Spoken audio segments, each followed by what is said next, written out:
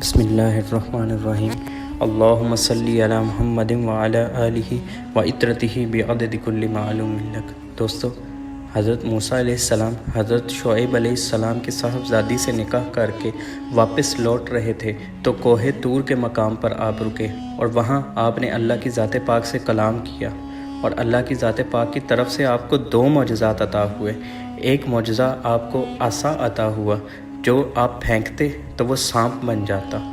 دوسرا معجزہ آپ کو ید بیضا کا عطا ہوا کہ آپ اپنے گریبان میں ہاتھ ڈال کر نکالتے تو وہ چاند سے بھی زیادہ، سورج سے بھی زیادہ چمکنے لگ جاتا۔ پھر آپ نے اپنے دونوں معجزات فرعون کے پاس اللہ کے حکم سے فرعون کے دربار میں پیش کیے، لیکن فرعون آپ کے معجزات کو دیکھ کر نہ مانا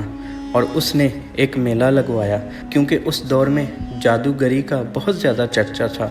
واقعہ کچھ یوں ہے کہ فرعون نے ایک میلہ لگوایا اور اپنی پوری سلطنت کے جادوگروں کو جمع کر کے حضرت موسیٰ علیہ السلام کو شکست دینے کے لیے مقابلے پر لگا دیا۔ اس میلے میں جہاں لاکھوں انسانوں کا مجمع تھا، ایک طرف جادوگروں کا ہجوم اپنی جادوگری کا سامان لے کر جمع ہو گیا، اور ان جادوگروں کی فوج کے مقابلہ میں حضرت موسیٰ علیہ السلام تنہا ڈٹ گئے۔ جادوگروں نے فرعون کی عزت کی قسم کھا کر اپنے جادو کی لاٹھیوں اور رسیوں کو پھینکا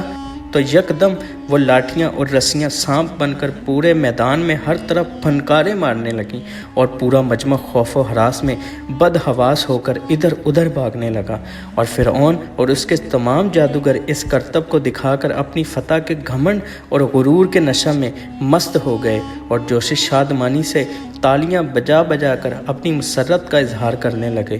حضرت موسیٰ علیہ السلام نے خداوند قدوس کے حکم سے اپنی مقدس لاٹھی کو ان سانپوں کے ہجوم میں ڈال دیا تو یہ لاٹھی ایک بہت بڑا اور نہایت ہیبت ناک اژدہا بن کر جادوگروں کے تمام سانپوں کو نگل گیا۔ یہ معجزہ دیکھ کر تمام جادوگر اپنی شکست کا اعتراف کرتے ہوئے سجدہ میں گر پڑے اور بآواز بلند یہ اعلان کرنا شروع کر دیا: آمنا برب ہارون و موسیٰ، یعنی ہم سب حضرت ہارون اور حضرت موسیٰ علیہ السلام کے رب پر ایمان لائے۔ سبحان اللہ۔